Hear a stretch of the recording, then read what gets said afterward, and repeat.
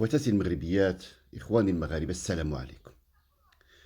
الكل كان كيعرف بان الحكومه السابقه في عهد حزب العداله والتنميه، واليوم في عهد السيد اخنوش والحزب ديالو، كانوا غادي يصادقوا على واحد القرار باش يعطيو الدول الاوروبيه كل المعلومات عن ممتلكات الجاليه المغربيه داخل المغرب.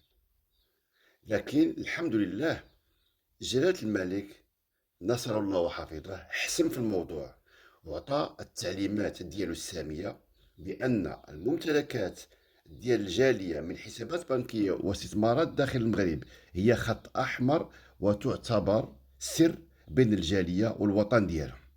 لهذا ممنوع منعا كليا إفشاء أسرار الجالية وباش تعطى إلى الدول الأوروبية مثل بلجيكا، ألمانيا، فرنسا إلى آخره، رغم الضغوطات الأوروبية.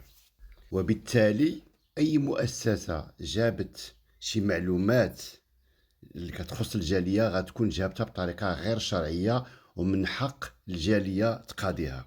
ومن هذا المنبر كنقول شكرا لجلالة الملك، شكرا لحامي البلاد وصمام الأمان ديالها. الله يبارك في عمر سيدي.